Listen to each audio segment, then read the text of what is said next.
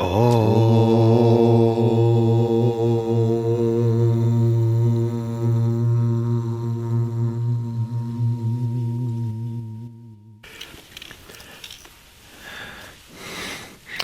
morning. Good morning. Yes. Hey, everyone. Welcome back. Yeah. I'm glad you're here. We're on session 73. Let's see. We had quite an interesting session last time. Lots and lots of information. Certainly did. Let's see. I want to recap a little bit. We were in the middle of letter number 111, the first letter that Sinnett received when he went back to London temporarily. And I forgot to mention that KH in the next letter, which was sent at the same time, he sent two letters at the same time. And in the other one, he said that this one that we are on, 111, could be shared with other members of the Theosophical group there in London. So keep that in mind, that all of that information was to be shared by Sinnett. Also, he mentioned, KH, in that last session, that Sinnett was now at the center of Buddhist studies in London. That's where the Orientalists, the specialists, so to speak, in Oriental studies were. And two of the ones that he mentioned in particular were Mr. Lilly and Mr. Rice-Davids. Rice-Davids is his last name. His name was Thomas William Rice-Davids. And he wasn't too impressed with their understanding of Buddhism. They looked at it strictly from an academic point of view and had no intuition to speak of. And they thought that Buddha was a god to worship. Yes, very similar to Jesus. So they considered Jesus was a god. They were under the impression that Buddha also was considered in the same realm. We did find out from KH something very interesting. What was that? Regarding the office of the Christ. Right. The Trinity. Yes. Yeah. Yes. So Krishna and Christ, he was spelling Krishna, Chrisishna. He implied that they were basically the same level of enlightenment, and that it's not so much persons, individuals, as they were principles or levels of attainment. He also mentioned that there were two adepts. Who were they? St. Paul. St. Paul, your favorite adept now, I guess. And Jesus, Yeshua. And I didn't mention what is meant by Jeshu or Yeshua. It comes from Hebrew and Aramaic, which I did mention, but it means the Lord is salvation. So remember, he was talking about Avalokiteshvara. He gave a very long explanation because he said Mr. Rice-Davids had completely misunderstood it. So he gave several different examples of what is meant in Buddhism by Avalokiteshvara. And he mentioned, too, that Jeshu, Jesus, who is also an adept, the very name means the Lord is salvation. It is a shortened form of the Hebrew name Yehoshua or Joshua. And the name was transliterated into Greek as Jeshu, then into Latin as Jesus, and finally evolved into Jesus in English. So that is the background of Jesus as an adept. He explained that one of the meanings of Avalokiteshvara is the concept that is the basis for Christian ideas of the Father, Son, and Holy Ghost, their Trinity, as well as transliteration and Immaculate Conception. He said Christians would be stunned to find out that that did not originate with Jesus. It was already used by other religions before that. It's more commonly known now, but maybe not in truly biblical circles. But it is true that other religions past and at the same time in other locations used the same concepts. All religious studies have advanced tremendously in the past 100+ years. If we compare the understanding of people who studied religions in 1883, they're quite primitive in comparison to what religious scholars know today. And they're much more apt to accept things the way they are instead of trying to manipulate.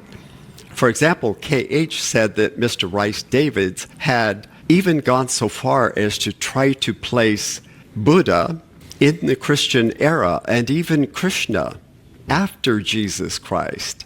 So the implication was that they got their teachings from Christianity, which is ridiculous. No one would even try that today, but in 1883, most people in Europe knew nothing about that, so he was trying to help the Christians in their claim that that was the primary religion of the world and that others derived from that, which is not true. It is interesting that Jesus, the man in the flesh, was an adept, according to K.H. We don't really know if he was being overshadowed, because the body that K.H. is in, for example, that's his own body. He's not overshadowing somebody else. Right. It's safe to assume that's what Jesus was as well. That is him. He's not using that body. We don't really know that, do we? But as an adept, remember, they are part of a huge network.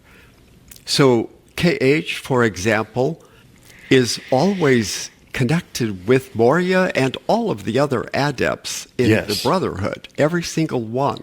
So any one of those can connect with him at any moment, especially if they're aware of a particular project that he's working on and involved in right at that moment. And they can also contribute their knowledge to that. Jesus would have been in the same position to gain inspiration from any one of these adepts who were part of the Brotherhood. His name, Jeshu, as we see here, it comes from Hebrew, meaning the Lord is salvation. What could that mean in a secular sense or in a theosophical sense?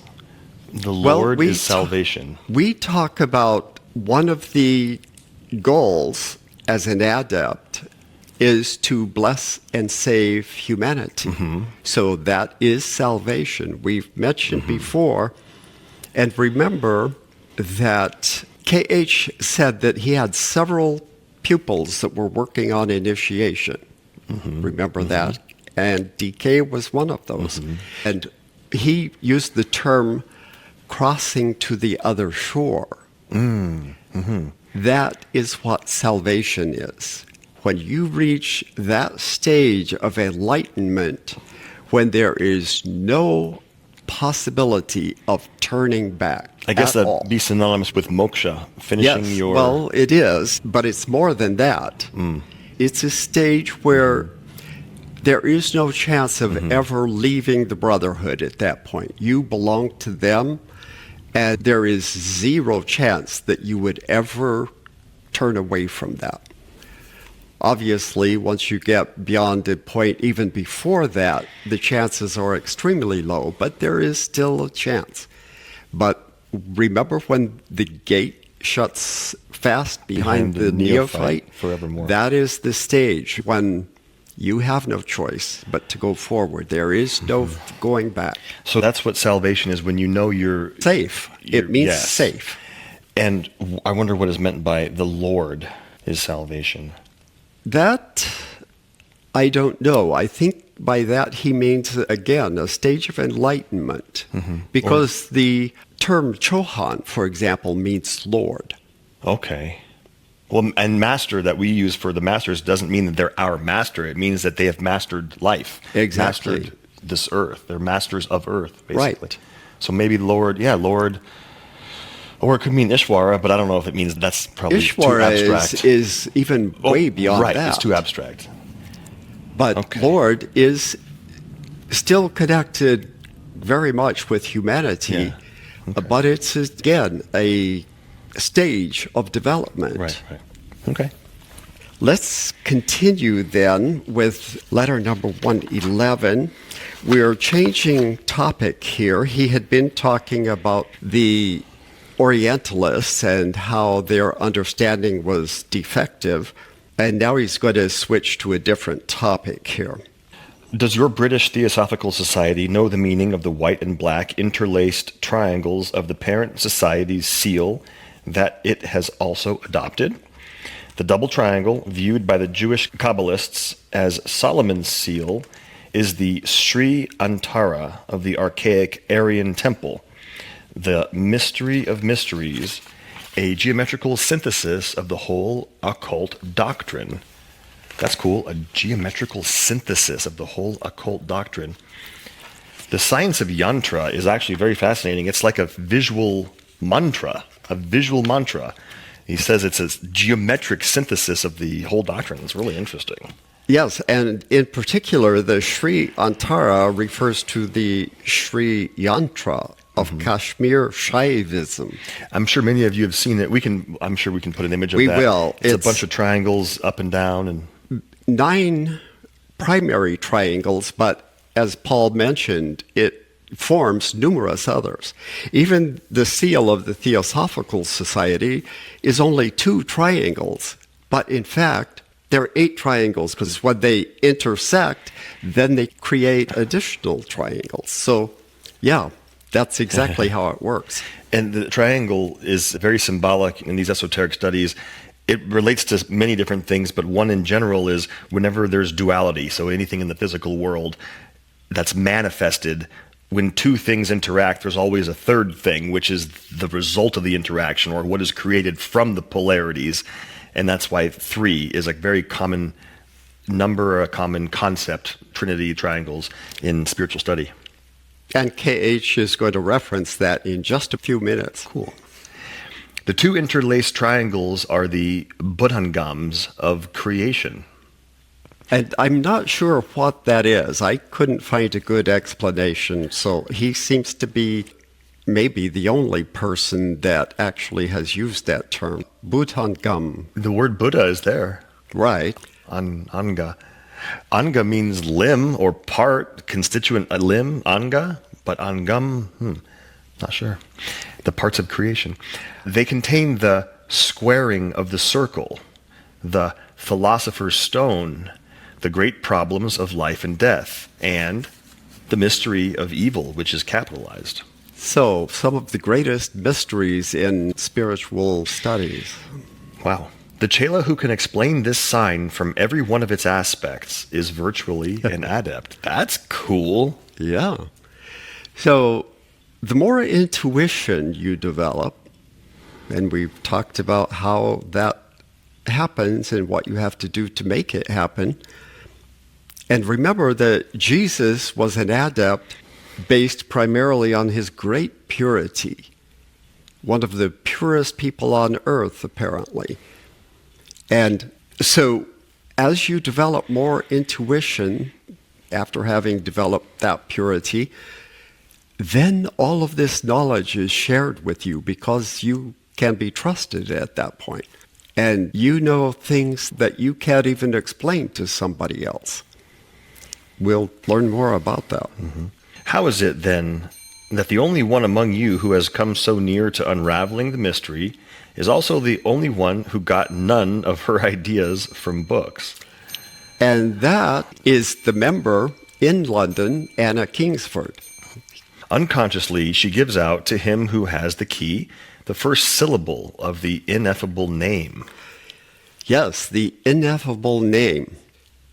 In Judaism, that is the word that cannot be pronounced, the word for God. And in print, they won't even use the word God. They use G-D,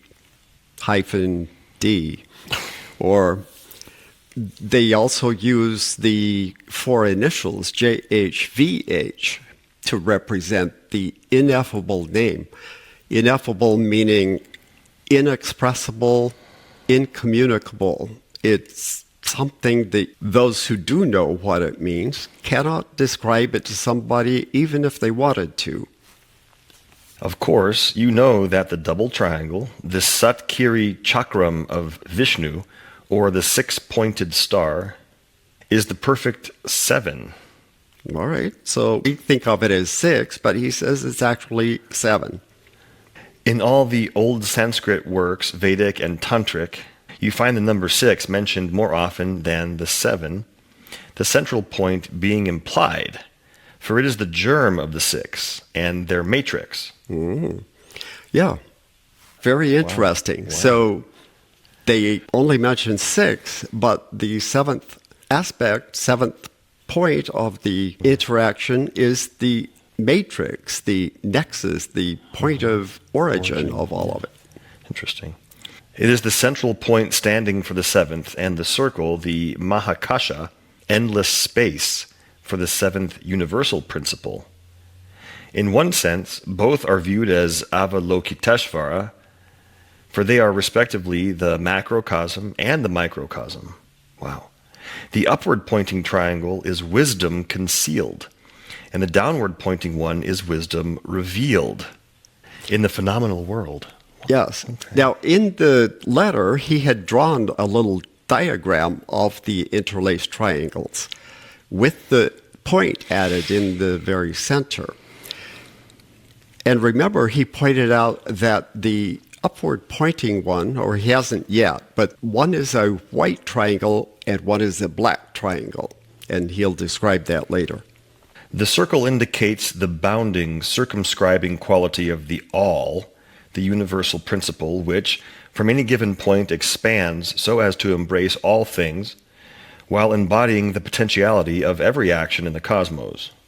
Since the point is the center around which the circle is traced, they are identical and one, and though, from the standpoint of Maya, illusion, and avidya, ignorance, one is separated from the other by the manifested triangle, that'd be the downward pointing black one, the three sides of which represent the three gunas, finite attributes. In symbology, the central point is Jivatma, the 7th principle, and hence Avalokiteshvara, the Quan Shai Yin, the manifested voice, or logos, the germ point of manifested activity. Hence, in the phraseology of the Christian Kabbalists, the Son of the Father and Mother, and, agreeably to ours, the Self manifested in Self, Yi Sin, the one form of existence, the child of Dharmakaya, the universally diffused essence, both male and female. Now, I have to admit, there's a lot of this that I have no idea what he's talking about. So you may have to listen to this and go back to the original and read it several times and discuss it in a group. But I'm not sure how far you will get even then, because I'm pretty sure that this is the stuff that is revealed in initiations. There are a couple clues that we can at least start with. The point in the middle, it says that refers to the logos or the germ, which is interesting because the point from which things manifest doesn't seem like it is manifest, but then he says that the point refers to the Son, which is like Jesus, the one who is in the physical world. So it sounds contradictory, but we need to meditate on that.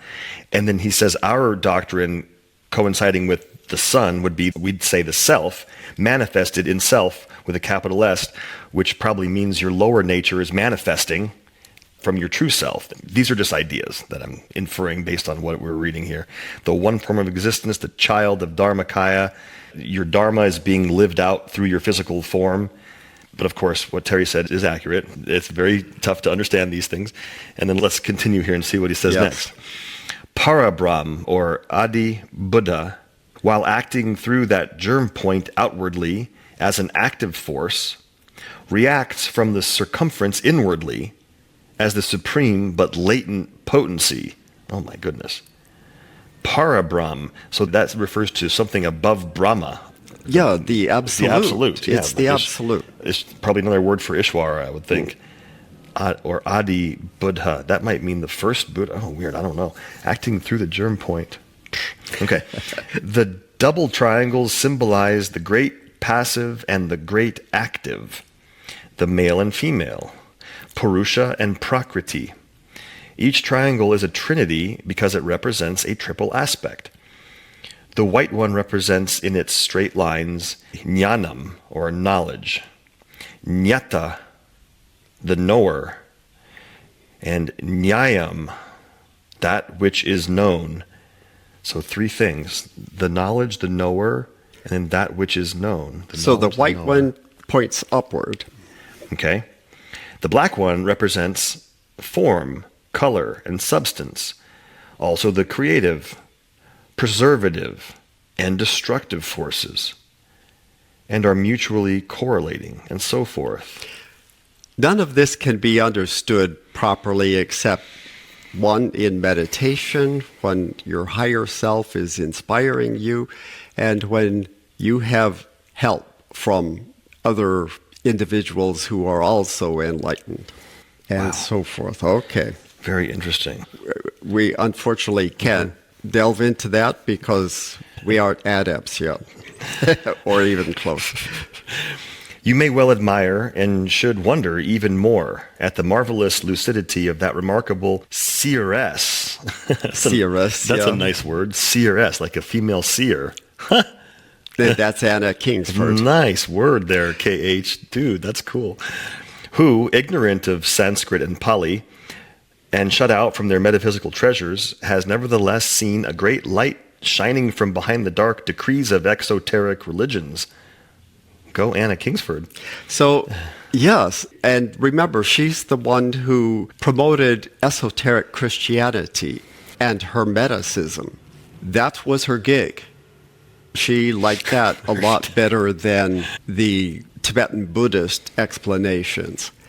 And the Mahatmas were perfectly fine. Remember that KH said she was a fifth-round individual, and that is very rare.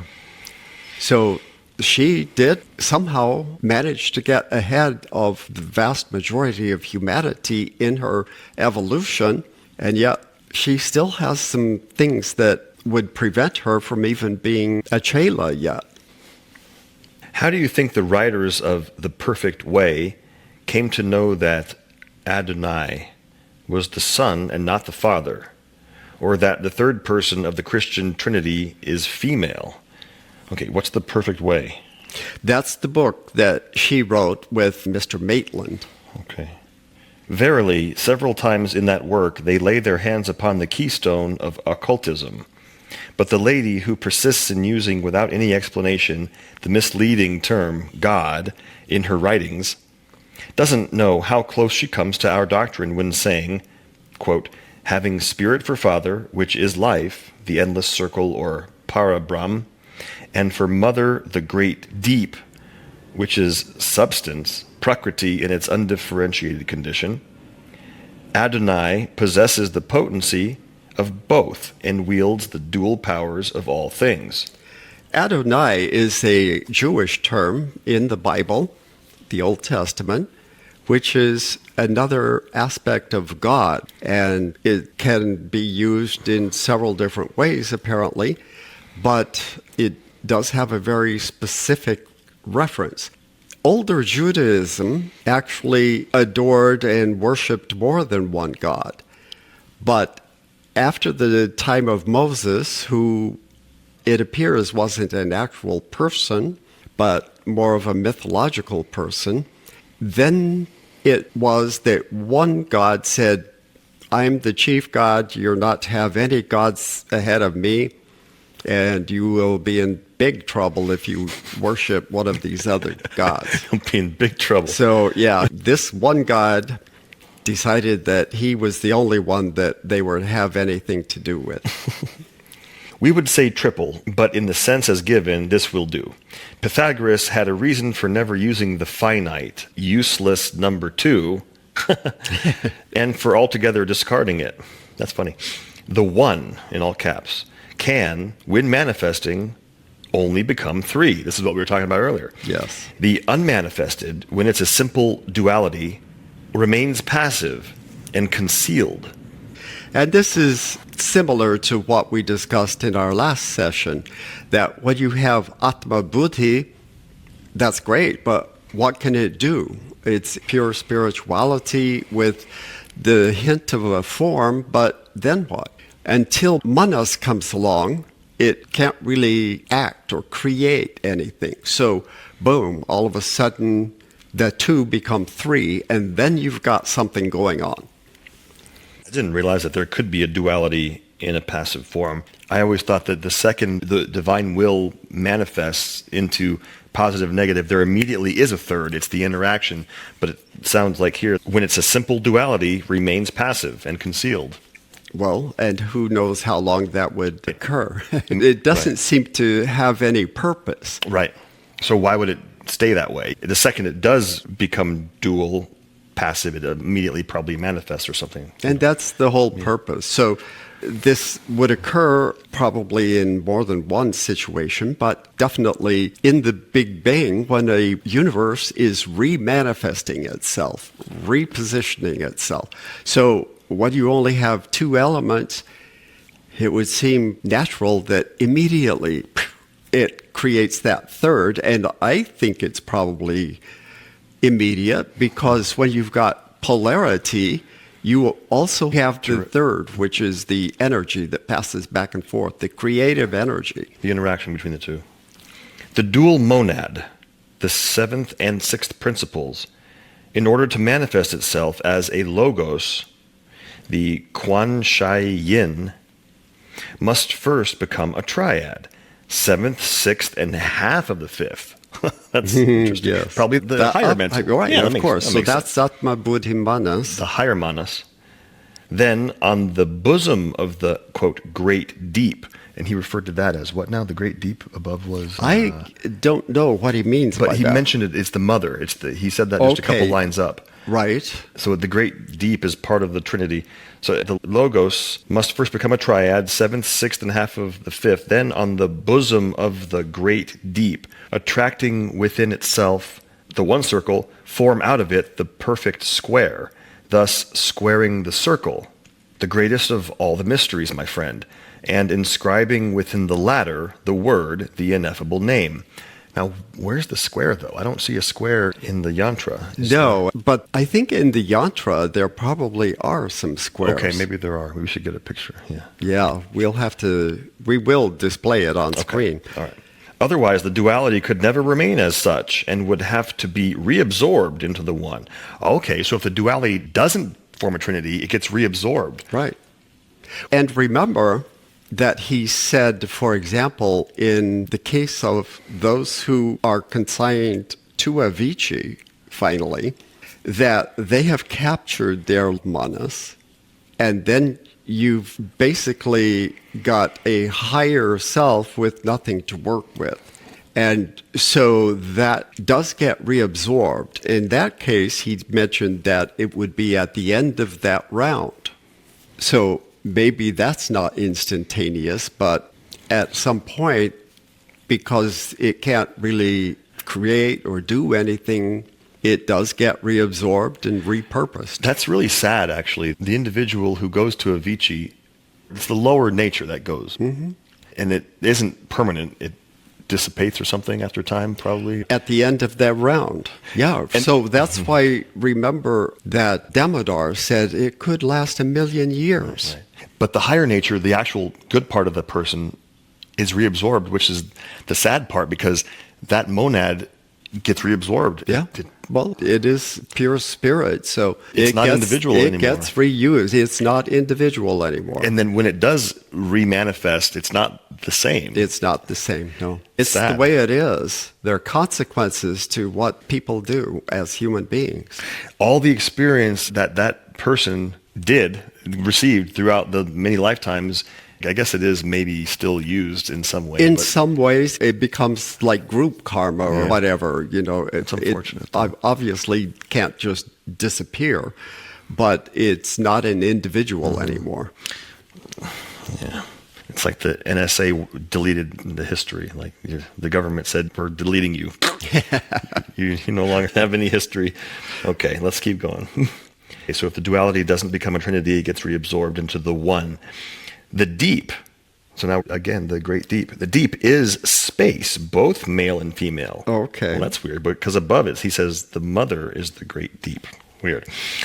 The deep is space, both male and female. Purusha, as Brahma, breathes in the eternity. Breathes in the eternity. When he inbreathes, Prakriti as manifested substance disappears in his bosom.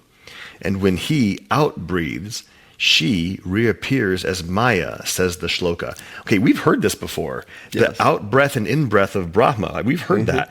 I view it as the Big Bang, but it could be even grander cycles than just our Big Bang.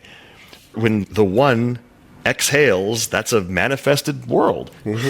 And when it inhales, It all is yeah. reabsorbed. Oh my gosh. And all manifestation ceases.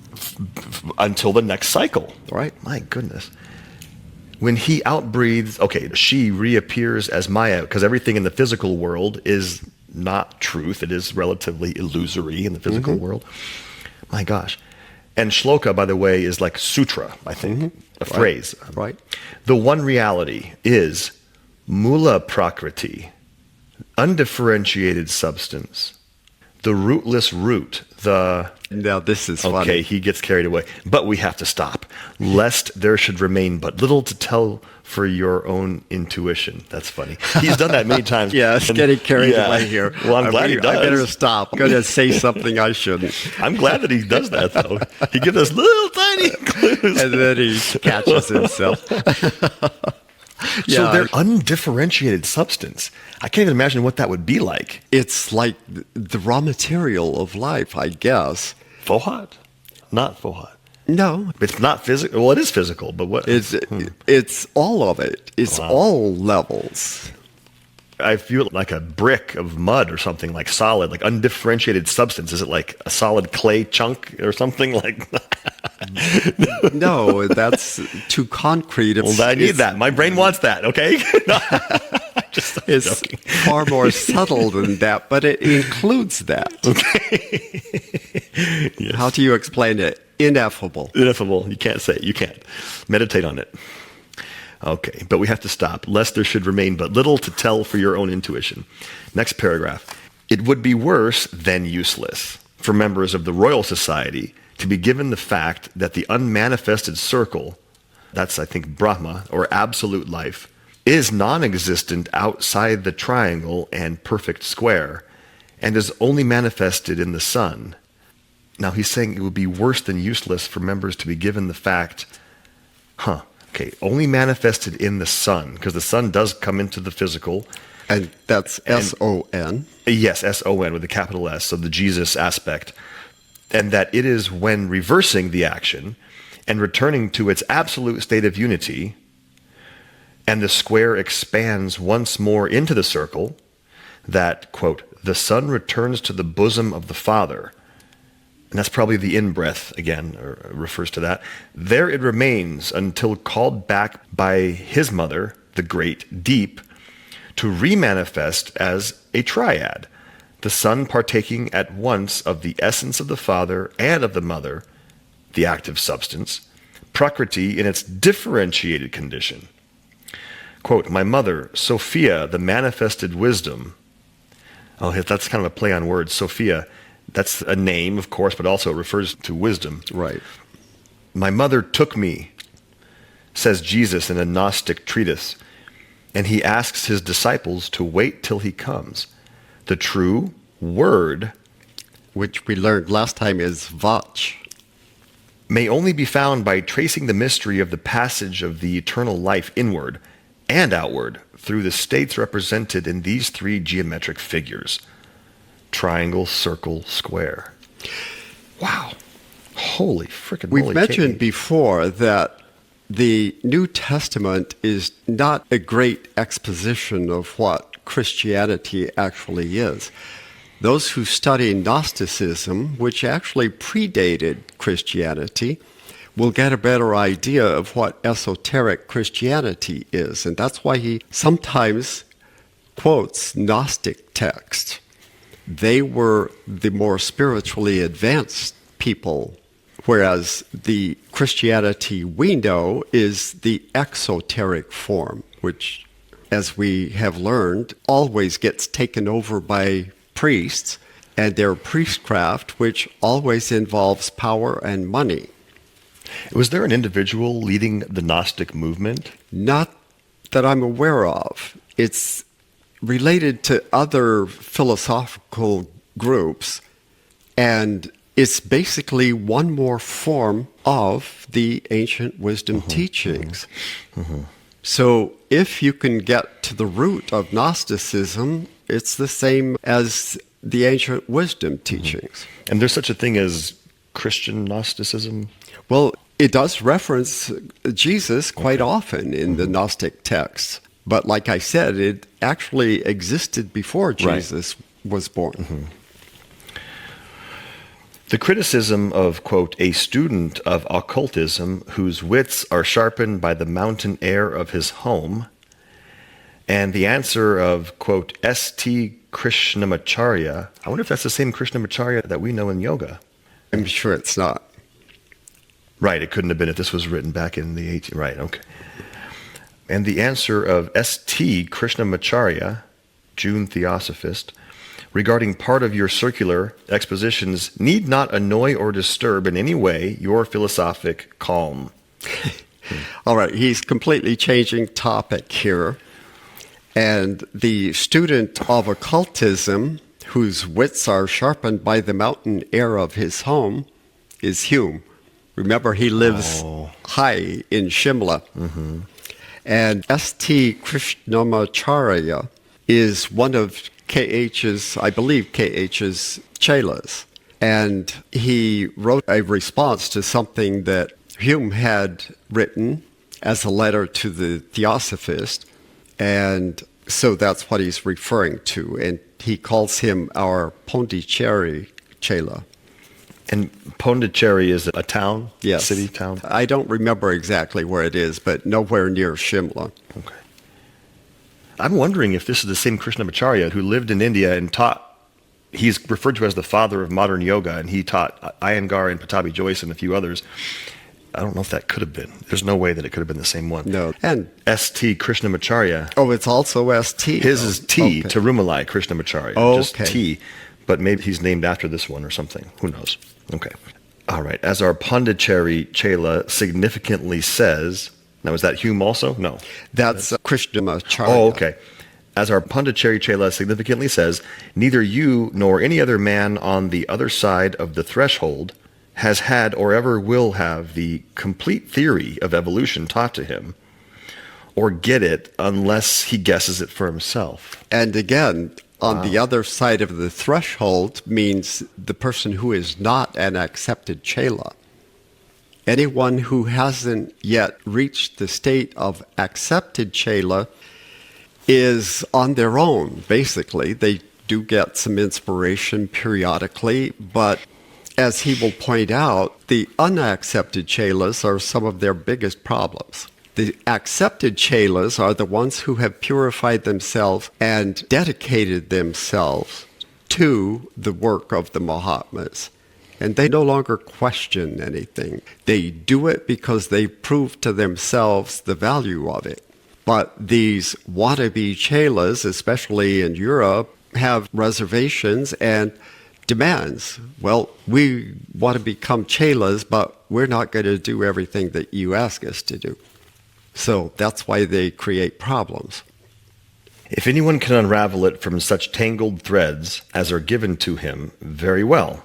And a fine proof it would be, indeed, of his or her spiritual insight. I wonder if anybody does. There's no chance anybody does. He mentioned once before that it's theoretically possible, but the chances are so remote that it would be virtually impossible. Right, like possible but not probable. The odds of someone guessing the theory of evolution. Yes, exactly. Yeah. Even we have trouble understanding it, and we're dedicated to trying to figure it out. Mm-hmm. But maybe if a person is pure enough, but then on the other hand, once they become that pure, they're going to receive inspiration anyway. Mm-hmm. The guessing isn't even part of it. Yeah, it doesn't seem possible. Some have come very near it, but there is always, with the best of them, just enough error, coloring, and misconception, the shadow of manas projecting across the field of buddhi. Oh, interesting. To prove the eternal law that only the unshackled spirit shall see the things of the spirit without a veil. Ooh, yeah. That's quite descriptive and profound. With the best of the spiritual aspirants, there's just enough error, just enough coloring and misconception. I mean, I have a lot of coloring and misconception. My mind colors lots of things. So does yours. Mine too. Yours not so much. Oh, yeah, it does. It does. The shadow of mind projecting across the field of buddhi. So this is pure yoga, Raja yoga. Right. Get the mind controlled and out of the way, and then the light of buddhi can actually be shining through. And that's where the consciousness needs to be seated, not in the mind. To prove the eternal law that only the unshackled spirit shall see the things of the spirit without a veil. Wow, unshackled. I wonder if he means after adeptship, or maybe just being able to raise the mind through samadhi. It could be temporary even for a chela or even a potential chela. If you're able to reach nirvana, then that's when you can see clearly. Mm-hmm. But then as soon as you come back to your outer consciousness, you know that you experience something, but you can't really express it even to your lower mind or to anyone else. That really, though, right there is kind of the goal of our meditation, though, is to reach samadhi. You said nirvana or samadhi. Our goal is to reach it when we meditate. Of course, we may never even reach it once in this lifetime, or we may get there many times. And then the more you do it, the more familiar we are with that state of existence. And then we will start to be able to bring some things back, and our whole being will change when that starts to occur. We're going to be kind of imbued with that state more and more. And as we learned yesterday, as we learned in our last session from the book Letters on Occult Meditation, the goal is to be in that state virtually 24 hours a day. Obviously, the Mahatmas even don't access that 24 hours a day, but they can access it any time they wish to. And as we pointed out in previous sessions, HPB doesn't seem to have set apart times to meditate because she also, when she focused, could enter that state. If she was distracted because of her emotional nature, then obviously that might prevent it for the time being. No untaught amateur could ever rival the proficient in this branch of research. Yet the world's real revelators have been few, and its pseudo-saviors legion, and fortunate it is if their half-glimpses of the light are not, like Islam, enforced by the sword, or like Christian theology, amid blazing torches and in torture chambers. Oh my gosh. Yeah, they both, Christianity and Islam, have a very checkered past that isn't very pleasant to even talk about. So, anything that is that enlightened couldn't possibly try to impose that on anyone else. That's not even a possibility. Your fragments contain some errors, but very few, due solely to your two mentors at Adyar. I assume HPB and Subba Rao. One of whom would not, and the other who could not tell you all. Yeah. Let's see, who would not would be Subba Rao. I think and so. HPB could not, probably. I think that's correct. Oh, maybe. The rest could not be called mistakes, but rather incomplete explanations. That makes sense. Yeah, so he's referring fragments to his articles in the Theosophist, and he's saying you did quite well, and there are very few errors. These are due partly to your own imperfect education in your last theme. I mean the ever-threatening obscuration. Let's not go back into those again. And partly to the poor vehicles of language at our disposal, and in part, again, to the reserve imposed upon us by rules. Always the rules, yeah. That's always a restrictive factor. Yet, all things considered, they are few and trivial, while as to those noticed by, quote, a student, the Marcus Aurelius of Shimla, oh my gosh, he's hilarious. So that's Hume again, obviously. Yeah. The Marcus Aurelius of Shimla, in your number 7, you will be pleased to know that every one of them, however contradictory they may seem to you now, can and will, if it seems necessary, be easily reconciled with facts.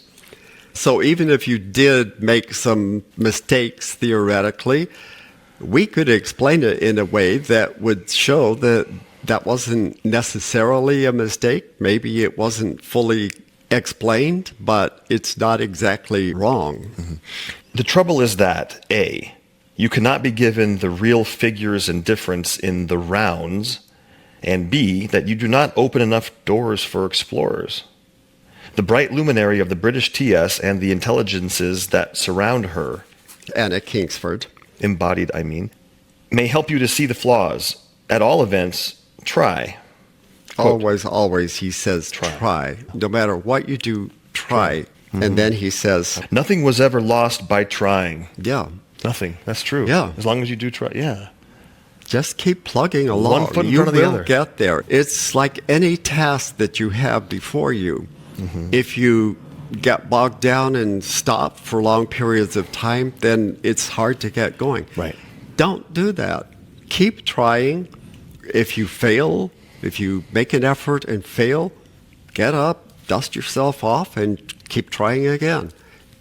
Just plug along, and you will succeed. You share with all beginners the tendency to draw strong inferences too absolutely from partly caught hints, and to dogmatize thereupon as though the last word had been spoken.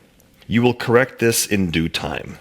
You may misunderstand us, and are more than likely to do so, for our language must always be more or less that of parable and suggestion when treading on forbidden ground. We have our own peculiar modes of expression, and what lies behind the wall of words is even more important than what you read. Oh, That's another good clue. Mm-hmm. What lies behind the wall of words is even more important than what you read. And again, that's when you try to understand something, and maybe it's not clear, or like we're kind of muddling along with all of this stuff, which is very profound. Read it over and over, contemplate it, and then in meditation, revisit it. And you never know when a flash of enlightenment might come to you. Mm-hmm. It's because of your efforts that you're rewarded. If you make no effort, there is no reward. Mm-hmm. Then he says, but still, try. Perhaps if Mr. Stainton Moses could know just what was meant by what was said to him, and about his intelligences, I think that refers to his spirit guides, right? Yes. He would find all strictly true. As he is a man of interior growth, his day may come and his reconciliation with the occultists be complete. Who knows? Meanwhile, I shall, with your permission, close this first volume, K.H.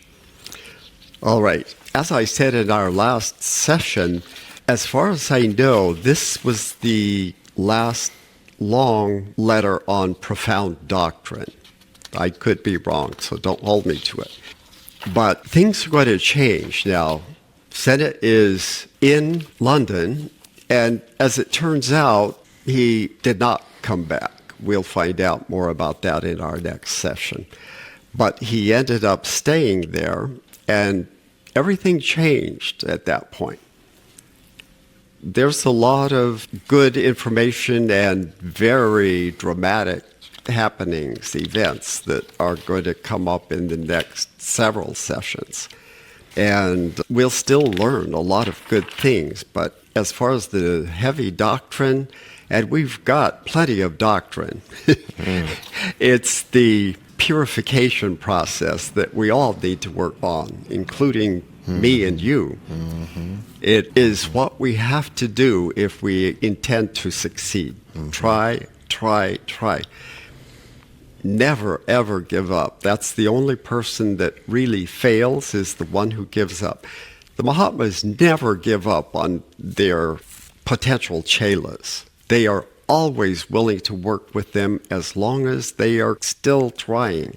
Even if it's behind the scenes, they may not work openly like they're working with Sinnott right now.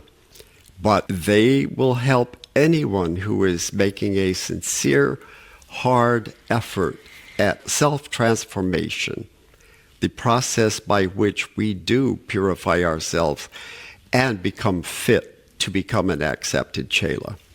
All right, it's just a few days before Thanksgiving, and we will see you in our next session. But we have learned lots of things that will be helpful to us. These things have to be studied for a long, long time to comprehend. We've got little bits of understanding, but the real inspiration will always come to you individually and not so much in a group. Any wise words? Try. Try. One foot in front of the other. Yes. Just one. I mean, two might be better, but maybe just 1 foot. This is my own self-talk that I need to give myself. Don't look too far into the future. Right. Look at today and maybe one step beyond that. I get overwhelmed if I look 3 steps ahead sometimes. The longest journey, no matter how long, how many lifetimes, how many years, begins with a single step. And there's always only one step. The one that you're working on right now. That's the only step you have to worry about. Sounds like the power of now. Yes. What matters right now? Yes, I mean, you can plan for next week, but now is what matters more. Yes. And that's the only moment that actually exists. That one right now. All right. So we will see you after Thanksgiving, and thank you for following along. And we wish you well in your studies and in your own personal progress. Namaste. Namaste.